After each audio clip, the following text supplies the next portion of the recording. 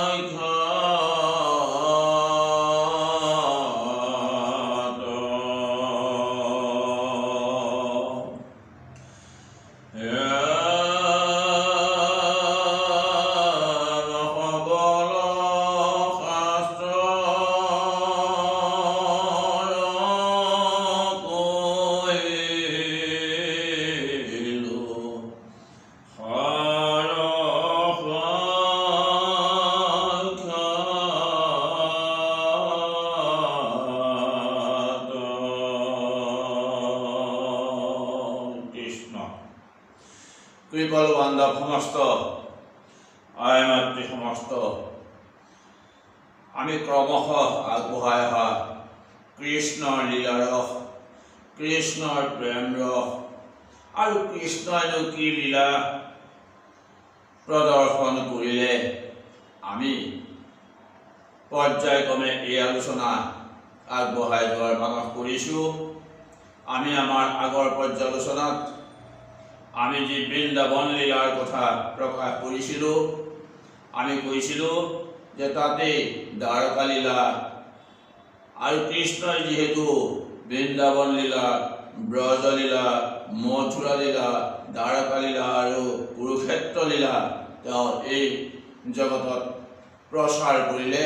তেওঁ ইয়াত লীলা কৰি নৰসমূহৰ উপকাৰৰ কাৰণে তেওঁ এই লীলা কৰি দেখুৱালে। আমি এই লীলাসমূহৰ বিষয়ে পৰ্যালোচনা কৰাৰ মানস কৰিছোঁ। আমি আমাৰ আগৰ পৰ্যালোচনাত আমাৰ বৃন্দাবন লীলাৰ বিষয়ে আমি প্ৰকাশ কৰিছিলোঁ আৰু আজি এই পৰ্যালোচনাত আমি দ্বাৰকা লীলাৰ বিষয়ে প্ৰকাশ কৰাৰ মানস কৰিছোঁ। আমি দ্বাৰকা লীলাৰ বিষয়ে প্ৰকাশ কৰিবলৈ যাওঁতে কোনোবাখিনিত আমাৰ অগা পিছা ভুল ভ্ৰান্তিও হ'ব পাৰে আৰু আমাৰ কথাই যে সম্পূৰ্ণ সঁচা হ'ব, আমাৰ কথাই যে গ্ৰাহ্য কৰিব লাগিব, ঠিক তেনে কথা হ'ব নোৱাৰে।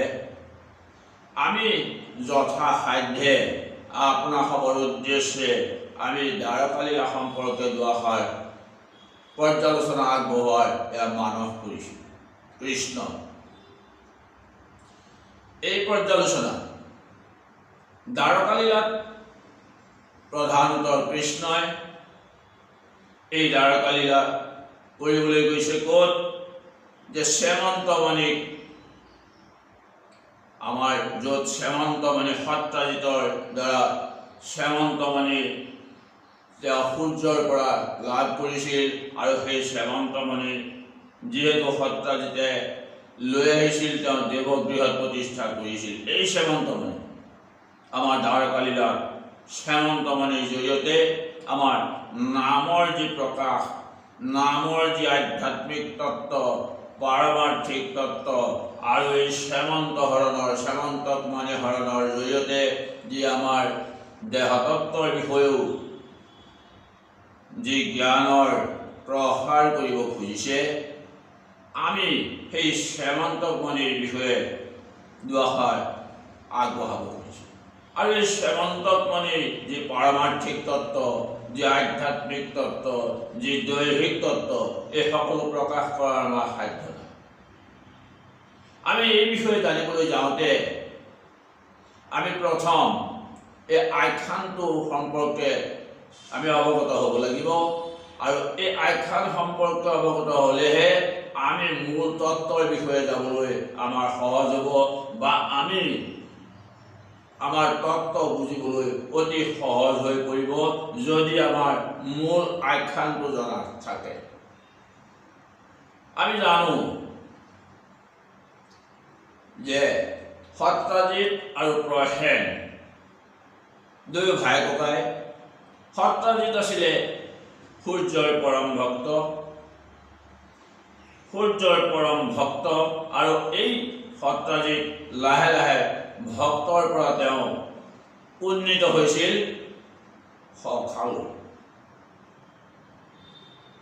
ভগৱন্তৰ সখা হিচাপে উন্নীত হোৱা সেই গোপ গোপীসকল আৰু সখা হিচাপে উন্নীত হৈছিল অৰ্জুন, আৰু এতিয়া সত্ৰাজিতে সখা হিচাপে বন্ধুত্ব স্থাপন কৰিছে, সখা হিচাপে তেওঁ ভক্তলৈ উন্নীত হৈছে, ভক্তৰ পৰা তেওঁ সখালৈ উন্নীত হৈছে সূৰ্যৰ, আদিত্যৰ তেওঁ একান্ত সখা। আৰু সখাৰ সখিত্বত তেওঁ সন্তুষ্ট হৈ আদিত্যই তেওঁক শ্যামন্তকমণিটো দান দিছে। যি সময়ত শ্যামন্তকমণি লাভ কৰি সত্ৰাজিতে সেই শ্যামন্তকমণি লৈ তেওঁ দ্বাৰকালৈ আহিছিল, সেই সময়ত দ্বাৰকাবাসীসকলে কি কৈছিল? কৃষ্ণক আহি কৈছিল যে প্ৰভু, আদিত্য নিজেই নামি আহিছে তোমাৰ শ্ৰীচৰণত শৰণ ল'বলৈ। কৃষ্ণই কিন্তু সেই সকলো কথা বুজি পাইছে। আদিত্য যে অহা নাই, সেই শ্যামন্তকমণি লৈ যে সত্ৰাজিতহে আহি আছে, সেই কথা কৃষ্ণই জানিছিল। আৰু সেয়েহে দ্বাৰকাবাসীসকলক প্ৰবোধ দান দি কৃষ্ণই কৈছে যে সেয়া আদিত্য অহা নাই, সেয়া আহিছে সত্ৰাজিতে শ্যামন্তকমণি আদিত্যৰ পৰা লাভ কৰি সত্ৰাজিতে নিজেই শ্যামন্তকমণি পিন্ধি সত্ৰাজিতহে আহি আছে। আৰু দ্বাৰকাবাসীসকলেও কৃষ্ণৰ কথা শুনি তেওঁলোকে ভাবিলে যে কথাটো হয়, যিহেতু সত্ৰাজিতে মণি লৈ কৃষ্ণৰ কাৰেঙৰ কিনাৰে গৈ তেওঁ নিজৰ গৃহতে প্ৰৱেশ কৰি দেৱগৃহত সেই মণি ৰাখি বিপ্ৰৰ হতুৱাই, তেওঁ পুৰোহিতৰ হতুৱাই অনেক যাগ যজ্ঞৰে মন্ত্ৰপুত কৰি সেই মণি তেওঁ দেৱগৃহত প্ৰতিষ্ঠা কৰিলে। মণি তাত প্ৰতিষ্ঠা কৰি সত্ৰাজিতৰ অহংকাৰ আহিল যে যি মণিয়ে অষ্টভাৰ সোণ দিনে নিৰ্গত কৰে, যি মণি থাকিলে বাঘ সাপ আদি কোনো হিংস্ৰ জন্তুৰ ভয় নাই, যি মণি থাকিলে কোনো ৰোগ ব্যাধি আদি ওচৰ চাপিবই নোৱাৰে, এতিয়া সেই মণি যিহেতু মোৰ হাতত আছে, গতিকে কৃষ্ণ কোন, এতিয়া সকলো মোৰ ওচৰলৈহে আহিব লাগিব। অহংকাৰত তেওঁ মত্ত হ'ল। সত্ৰাজিত যেতিয়া অহংকাৰত মত্ত হ'ল, আৰু এয়াও কৃষ্ণৰ লীলা, যিহেতু সত্ৰাজিতৰ সেই অহংকাৰ আহিল, এই মণিৰ শ্ৰদ্ধা আৰু ভক্তিভাৱে যিসকলে ৰাখিব নোৱাৰিব, তেওঁলোকৰ লগত এই মণি নাথাকিব।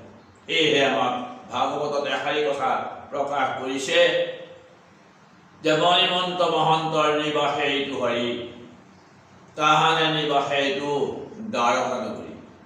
এই মণিমন্ত মহন্ত যিজনৰ হাতত এই সেমন্তক মণি, যিজনৰ হাতত সেমন্ত মণি থাকিব লাগে, যিজনে এই সেমন্ত মণিক ধাৰণ কৰিব পাৰিব, তেওঁৰ ওচৰতহে সেমন্ত মণি থাকিব। কিন্তু এইখিনিতে সত্ৰাজিতৰ অহংকাৰ আহিল। সত্ৰাজিতৰ অহংকাৰ অহাৰ লগে লগেই ইফালে কি হৈছে, সত্ৰাজিতৰ ভায়েক প্ৰসেনে কি কৰিছে যে এই মণি লৈ এতিয়া মই মৃগয়ালৈ যাম। আৰু ইতিমধ্যে সত্ৰাজিতেও ভালেই পাইছে, যিহেতু এই মণি যেতিয়া তেওঁ লৈ মৃগয়ালৈ যাব, মৃগয়াততো কোনো ভয়েই নাই, কোনো বাঘ ভঙাদি সাপ বা কোনো জীৱ জন্তুৱে তেওঁক আক্ৰমণ কৰিব নোৱাৰে, মানুহৰতো কোনো কথাই নাই। গতিকে এতিয়া এই মণি লৈ যেতিয়া প্ৰসেন মৃগয়ালৈ যাব, সত্ৰাজিতে ভালেই পাইছে, কিয়নো এতিয়া কৃষ্ণই জানিব তেওঁৰ মাহাত্ম্যৰ কথা। কৃষ্ণক এই মাহাত্ম্য জনাবৰ বাবেই প্ৰসেনে মণি পিন্ধি যেতিয়া মৃগয়ালৈ যাবলৈ ওলাল, সত্ৰাজিতে অতি আনন্দৰে তেওঁ ঘোঁৰাশালৰ পৰা এটা ভাল বহু উত্তেজিত এটা ঘোঁৰা লৈ তেওঁ মৃগয়ালৈ যাত্ৰা কৰিলে। সেই সেমন্তক মণি ধাৰণ কৰি, সেমন্তক মণি ধাৰণ কৰি মৃগয়ালৈ গৈ যেতিয়া তেওঁ বনত প্ৰৱেশ কৰিলে, তেওঁ আনন্দমণিৰ ইচ্ছামতেই তেওঁ মৃগয়া কৰি আছে। আৰু ইতিমধ্যে তেওঁ বনৰ ৰজা সিংহকো তেওঁ জোকাই ল'লে। বনৰ ৰজা সিংহক জোকাই লোৱাৰ লগে লগেই সিংহই আহি কি কৰিলে, সেই প্ৰসেনক আৰু সেই ঘোঁৰাকো মাৰিলে। দুটা দুফালে পৰি আছে দাঁত নিকটাই, আৰু মণি লৈ গ'লে সিংহই। সেই সিংহই মণি লৈ গৈ তেওঁ পৰ্বতৰ উচ্চ শৃংগত তেওঁ প্ৰৱেশ কৰিলে। আমি এই সাধাৰণ কাহিনীটো আমি জনা উচিত। অহংকাৰত মত্ত হৈ প্ৰসেনে মণি লৈ গৈছিল। যিজন মণিমন্ত মহন্ত তেওঁৰ লগতহে এই মণি থকাৰ প্ৰয়োজন, কিন্তু প্ৰসেন সেই মণিমন্ত মহন্ত নহয়। প্ৰসেনে সেই মণিৰ ওপৰত তেওঁৰ শ্ৰদ্ধা আৰু ভক্তি একোৱেই নাই। সেই মণি আনিছিল সত্ৰাজিতে। সত্ৰাজিতৰ ওচৰতে মণি থাকিব লাগিছিল, কিন্তু সত্ৰাজিতৰ সলনি এতিয়া ভায়েক প্ৰসেনেহে মণি লৈ তেওঁ মৃগয়া কৰিবলৈ গৈছিল। আমাৰ এজনৰ ককায়েকৰ নামত চাকৰি যেতিয়া নিযুক্তি পত্ৰ আহিব, সেই নিযুক্তি পত্ৰখন লৈতো ভায়েকে চাকৰি কৰিবলৈ যাব নোৱাৰে, গ'লে বা তেওঁৰ কি অৱস্থা হ'ব। আজি প্ৰসেনৰো সেই একেই অৱস্থা। থাকিব লাগিছিল সত্ৰাজিতৰ লগত মণি, কিন্তু প্ৰসেনে মণি পিন্ধি গৈ সিংহৰ হাতত সেই ঘোঁৰা আৰু প্ৰসেনৰ মৃত্যু হ'ল, যি কাৰণত তেওঁলোক দাঁত নিকটাই দুটা দুফালে মৰি পৰি আছে। আৰু সেই মণি লৈ সিংহ উঠি গ'ল পৰ্বতৰ উচ্চ শৃংগত।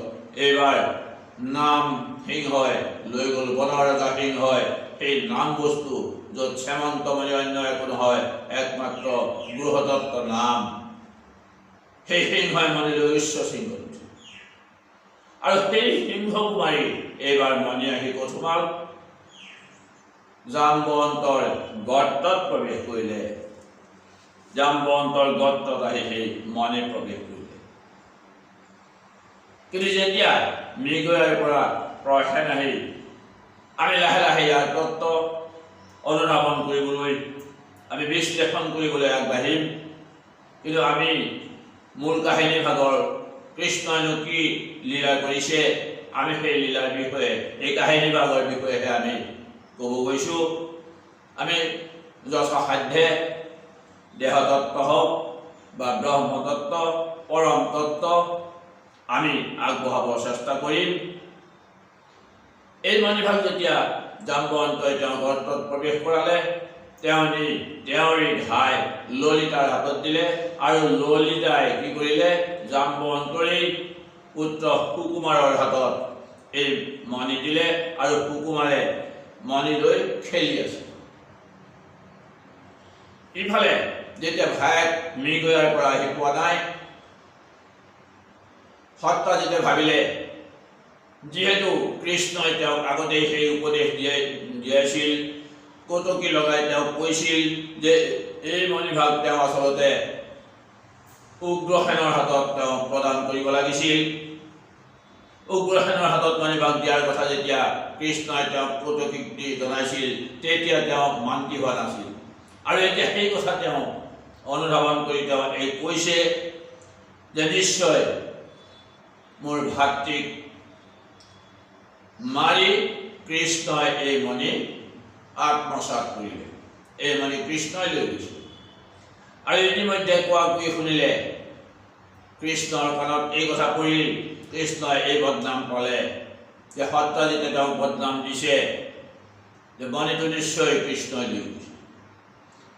আৰু এতিয়া কৃষ্ণই এই বদনামৰ পৰা হাত সাৰিবৰ কাৰণে তেওঁ কি কৰিলে, তেওঁ লগত কিছু পালি পোহৰীয়া লৈ তেওঁ গ'ল মণি বিচাৰি। আৰু যিফালে প্ৰসেন গৈছিল সেই প্ৰসেনৰ ৰাস্তাৰে গৈ তেওঁ পাইছে যে প্ৰসেন এতিয়া দাঁতি কটাই পৰি আছে ঘোঁৰাৰ সৈতে। আৰু ইয়াৰ পিছত গৈ যেতিয়া উচ্চ শৃংগত সিংহই মণি লৈ গ'ল উচ্চ শৃংগত, সেই সিংহও পৰি আছে। আৰু তেতিয়াই অন্তৰ্যামী কৃষ্ণই বুজি পালে যে এই মণি ক'ত গৈছে, কৃষ্ণই বুজি পাইছে। আৰু তেওঁ ভালুকৰ খোজ নিৰীক্ষণ কৰি আহি ভালুকৰ গাঁতৰ সন্মুখত তেওঁৰ লগত যোৱা পালি পোহৰীয়া সকলো থৈ সেই গৰ্তত তেওঁ প্ৰৱেশ কৰিলে। গৰ্তত প্ৰৱেশ কৰি দেখিলে সুকুমাৰ নামৰ সেই ল'ৰাটোৱে মণি লৈ খেলি আছে। আৰু কৃষ্ণই মণিটো অনায়াসে তেওঁ আয়ত্ত কৰাৰ চেষ্টা কৰিছিল, কিন্তু ললিতাই এনে হিচাপে চিঞৰ বাখৰ কৰিলে। আৰু তেওঁৰ চিঞৰ বাখৰত জাম্বন্ত আহি কৃষ্ণৰ লগত তেওঁ যুদ্ধত অৱতীৰ্ণ হ'ল। আৰু কৃষ্ণই নিজক ৰক্ষা কৰিবৰ কাৰণে জাম্বন্তৰ লগত যুদ্ধ দিব লগা হ'ল। আৰু এই যুদ্ধ 28 দিন চলিছিল। আমি এই যুদ্ধৰ বিষয়েও তাত্ত্বিক দিশ আমি পৰ্যালোচনা কৰিম। আৰু 28 দিন যুদ্ধৰ পাছত জাম্বন্তই যেতিয়া কৃষ্ণক চিনি পালে যে সেয়াই ৰাম প্ৰভুৰ অৱতাৰ, এয়া দ্বাপৰ যুগত কৃষ্ণৰ অৱতাৰ। আৰু সেই কৃষ্ণদেহ শৰণ লৈ কৃষ্ণক চিনি পোৱাৰ পাছত কৃষ্ণদেহ শৰণ লৈ জাম্বন্তই মণি তেওঁৰ হাতত দিলে। আৰু তেওঁৰ উপযুক্ত কন্যা জাম্বতীকো কৃষ্ণলৈ বিয়া দিলে। মণি লৈ কৃষ্ণ আহিল। কৃষ্ণই দ্বাৰকাবাসীৰ ওচৰত যেতিয়া কৃষ্ণই দ্বাৰকাবাসীৰ ওচৰত পালেহি, দ্বাৰকাবাসীৰ ওচৰত কি কৰিলে, সকলো দ্বাৰকাবাসী গোটাই তেওঁলোকে সত্ৰাজিতক নিমন্ত্ৰণ দিলে। আমি অলপ আগুৱাই গৈ যে কৃষ্ণ যিহেতু গৰ্তত প্ৰৱেশ কৰিছিল, তাত 12 দিনৰ পিছত এই গৰ্তৰ মুখত থকা তেওঁৰ ৰখীয়াসকল উভতি আহি কন্দা কটা কৰিলে। কৃষ্ণ মৰিল বুলিয়ে কন্দা কটা কৰিলে। আৰু আহি নগৰত জনাই দিলে যে কৃষ্ণ আৰু নাই, কৃষ্ণ মৰিল। সকলোৱে কন্দা কটা কৰিলে। কিন্তু 16 দিনত সকলোৱে দুৰ্গা দেৱীক পূজা কৰিলে, যাতে কৃষ্ণ অনায়াসে উভতি আহে। সকলোৱে দুৰ্গাক পূজা কৰিলে। এতিয়া দুৰ্গা পূজাৰ ফলতেই হওক বা কৃষ্ণৰ অলৌকিক শক্তিৰ মহিমাতেই হওক, কৃষ্ণ কিন্তু মণি লৈ জাম্বতী সহ আহি তেওঁ নগৰত উপস্থিত। এতিয়া সকলোকে গোটাই যিখন সভা পাতিলে, এই সভালৈ সত্ৰাজিতকো মাতি মণি যে কৃষ্ণই নিয়া নাছিল, কৃষ্ণই যে মিছা অপবাদহে পাইছিল, সেই কথা সকলোকে বুজাই দিলে। আৰু মণি সত্ৰাজিতৰ ওচৰতেই তেওঁ সত্ৰাজিতকে সেই মণিভাগ পুনৰবাৰ গতাই দিলে। সত্ৰাজিতে মণিভাগ লৈ যদিও ঘৰ পাইছে, তথাপি তেওঁৰ অন্তৰত সেই ভাৱ যে মইতো মিছা বদনাম দিলোঁ, মইতো কৃষ্ণক মিছা বদনাম দিলোঁ, এই বদনামৰ পৰা মই কেনেকৈ হাত সাৰিম। আৰু তেওঁ শেহত গৈ এটাই উপায় পালে যে সত্ৰাজিতৰ কন্যা সত্যভামা তেওঁ কৃষ্ণলৈ বিয়া দি মনেও তেওঁ কৃষ্ণক দিলে, কিন্তু সত্ৰাজিতৰ কন্যাক কৃষ্ণই বিবাহ কৰালে। মনে পুনৰবাৰ সত্ৰাজিতৰ হাততে ৰাখিলে। আমি অতি সহজভাৱে সকলোৱে বুজিব পৰাকৈ কাহিনীভাগ ক'ব খুজিছোঁ। যিহেতু সত্ৰাজিতৰ হাতত পুনৰবাৰ মনে গতাই দিছিল, আৰু ইফালে সত্ৰাজিত গৈ তেওঁ নিজেই লজ্জিত হৈছে। এতিয়া ইফালে যিহেতু যদুগৃহত পঞ্চপাণ্ডৱ সমন্বিতে তেওঁৰ পেহী কুন্তীকো যেতিয়া যদুগৃহত পুৰি মৰাৰ খবৰ পায়, কৃষ্ণ আৰু বলভদ্ৰ দুয়ো যেতিয়া গ'ল, হেন সময়তেই কৃতবৰ্ম আৰু ক্ৰূৰ তেওঁলোক আছিল সত্যভামাৰ প্ৰেয়সী। তেওঁলোক অত্যন্ত সুন্দৰী সেই সত্যভামাক বিবাহ কৰোৱাৰ যি চিন্তা কৰি আছিল, সেই চিন্তাত চেঁচা পানী ঢালিলে কৃষ্ণই। এতিয়া তাৰে পুতক তোলাৰ এটা ব্যৱস্থা পাতিছে। এই ব্যৱস্থাৰ মতে তেওঁলোকে অত্যন্ত উগ্ৰ স্বভাৱৰ শতজনক তেওঁলোকে নিয়োগ কৰিলে, আৰু সেই নিয়োগ কৰাৰ ফলত শতজনে সত্ৰাজিতক বধ কৰি মণি লৈ আহে। আমি এইখিনিও আলোচনা কৰিব লাগিব যে সত্ৰাজিতৰ লগত সেই শ্যামন্তক মণি থকা অৱস্থাত কেনেকৈনো শতজনে তেওঁক বধ কৰিব পাৰিলে। আমিও এই আধ্যাত্মিক তত্ত্ব, এই দেহতত্ত্ব আমি আত্মতত্ত্বৰে মন্থন কৰিব পাৰিব লাগিব। আমি সেই বিষয়ে আলোচনা কৰিম। এতিয়া যিহেতু পিতৃক বধ কৰিলে বুলি সত্যভামাই জানিলে, তেওঁ কন্দা কটা কৰি তেওঁৰ পিতৃৰ শৱদেহ সোণৰ বাকচ তৈয়াৰ কৰি তাতে ৰাখিলে আৰু খবৰ দিলে কৃষ্ণলৈ। কৃষ্ণই শহুৰেকৰ মৃত্যুৰ বাতৰি পাই বলভদ্ৰৰ সৈতে আহিল, আৰু ইফালে যিহেতু শতধনুৱে বধ কৰিছে বুলি খবৰ পালে, ইফালে শতধনু অক্ৰূৰ আৰু কৃতবৰ্মাই ভবাই নাছিল যে কৃষ্ণও ইয়াত জড়িত হ'ব, কৃষ্ণই আমাক কিবা অপকাৰ কৰিব, এই কথা ভবা নাছিল। কিন্তু যেতিয়া কৃষ্ণই শুনিলে যে শতধনুৱে বধ কৰিলে, তেতিয়া কৃষ্ণও আহিল বলভদ্ৰৰ সৈতে। কৃষ্ণ আহি অহাৰ খবৰ পায়ে এওঁলোক মণি শতধনুৱে অক্ৰূৰৰ হাততে দি শতধনুৱে 100 যোজন দূৰলৈ পলাইছিল। কিন্তু কৃষ্ণৰ কাৰণে 100 যোজনটো বৰ বেছি ডাঙৰ কথা নহয়।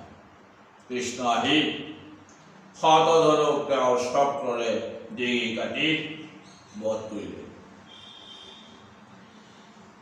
যি সময়ত বলভদ্ৰ আৰু কৃষ্ণ আহি আছে, বলভদ্ৰই ভাবিলে যে এই কৃষ্ণই মোক এয়া মিছাহে মাতিছে। কৃষ্ণই মিছা মাতিছে বুলি ভাবি মিথিলা পাওঁতেই বলৰামে কৃষ্ণৰ পৰা তেওঁ ফালৰি কাটি তেওঁ জনক ৰজাৰ লগত কিবা গোপনীয় কথা আছে বুলি কৈ মিথিলাত তেওঁ ৰৈ গ'ল। আৰু সেই সময়তে তেওঁ দুৰ্যোধনক গদা শিক্ষা দিছিল, আৰু দুৰ্যোধনৰ গুৰু হিচাপে তেওঁ প্ৰতিষ্ঠিত হৈছিল। এতিয়া যিহেতু মণি শতধনুৱে পুনৰবাৰ অক্ৰূৰৰ হাতত দি অক্ৰূৰৰ হাতে কৃষ্ণৰ হাতত প্ৰাণ গ'ল। য'ত কৃষ্ণৰ হাতত অক্ৰূৰৰ প্ৰাণ গৈছে, কৃষ্ণৰ হাতত শতধনুৰ প্ৰাণ গৈছে, তেওঁ বৈকুণ্ঠগামী হৈছে। আৰু অক্ৰূৰৰ মণিটো লৈ ইফালে তেওঁ কাশী ৰাজ্যত স্থিতি লৈছে, আৰু কাশী ৰাজ্যত যিহেতু সেই মণিৰ পৰা অষ্টভাৰ সোণ নিৰ্গত হয় দিনে, গতিকে এই সোণ বিলাই তেওঁ কাশী ৰাজ্যত থাকোঁতেই দানপতি উপাধি তেওঁ গ্ৰহণ কৰিছে। ইয়াৰ পাছত যিহেতু দ্বাৰকাত দুৰ্ভিক্ষই দেখা দিছে, কৃষ্ণই সকলো কথা জানিছে যে একমাত্ৰ অক্ৰূৰ নোহোৱাতে অক্ৰূৰৰ অনুপস্থিতিতে আমাৰ ইয়াত এই দুখ দৰিদ্ৰৰ বেছি উত্থান ঘটিছে। সেয়েহে অক্ৰূৰক খবৰ দি অক্ৰূৰৰ ওচৰলৈ দূত পঠাই তেওঁক মতাই আনিলে। অক্ৰূৰ আহি সেই বলিভাগ কৃষ্ণৰ হাতত অৰ্পণ কৰিলে আৰু কৃষ্ণই কিন্তু পুনৰবাৰ সেই বলিভাগ অক্ৰূৰৰ হাততেই সমৰ্পণ কৰিলে। যিহেতু সেই মণি এক নামৰ মহিমা, আমাৰ শ্ৰদ্ধা আৰু ভক্তি থাকিলেহে যে আমি ভগৱন্তক চিন্তা কৰিব পাৰিম, ভগৱন্তৰ কথা যে আমাৰ হৃদয়ঙ্গম কৰিব পাৰিম। আমাৰ ভাৱেই হৈছে ভক্তি। আমি ভাৱক ভক্তিৰ গভীৰতালৈ লৈ যাব পাৰিব লাগিব। গতিকে আমি এই দ্বাৰকা লীলাত যে একমাত্ৰ নামৰ মহিমা প্ৰকাশ কৰিছে আমাৰ শ্যামন্তমণিৰ জৰিয়তে, শ্যামন্তমণি অন্য একো নহয়, এই নামৰ গভীৰ তত্ত্ব। আৰু সেই নাম যিহেতু এজন মণিমন্ত মহন্তৰ হাততে থাকিব লাগে, মণিমন্ত মহন্ত নহ'লে সেই নাম ৰক্ষা কৰিব নোৱাৰিব। উপযুক্ত ভক্তজনৰ হাততহে সেই নাম যিহেতু থাকিব, গতিকে এই নামৰ মাহাত্ম্য প্ৰকাশ কৰিবলৈ গৈ শ্যামন্তমণিৰ এই আখ্যান প্ৰকাশ কৰিছে। আমি আখ্যানটো সম্পৰ্কে যেতিয়া আমাৰ জ্ঞাত হ'ব, আমি পুনৰবাৰ আমাৰ পিছৰ পৰ্যায়ত আমি তাত্ত্বিক দিশ, এই মণিৰ তাত্ত্বিক দিশ আমি পৰ্যালোচনা কৰিম। আপোনাসৱৰ ওচৰত আমাৰ কৰজোৰে প্ৰাৰ্থনা, আমাৰ ক্ৰমান্বয়ে এই দ্বাৰকা লীলাৰ শ্যামন্তমণিৰ তাত্ত্বিক দিশ, পাৰমাৰ্থিক দিশ আৰু দৈহিক দিশৰ বিষয়ে আমি আলোচনা কৰিম। এই আলোচনা আমাৰ পৰ্যালোচনা, আমাৰ এই ভিডিঅ'সমূহ আপোনালোকক দৰ্শন কৰিবৰ বাবে আমি অনুৰোধ জনালোঁ। আমি ক্ৰমান্বয়ে এই আধ্যাত্মিক তত্ত্ব আমি প্ৰচাৰ কৰি যাম। আৰু আজি এই কাহিনী ভাগতে আমি আমাৰ পৰ্যালোচনা ইমানতেই সামৰণি মাৰিছোঁ। কৃষ্ণ হৰি ৰাম কৃষ্ণ।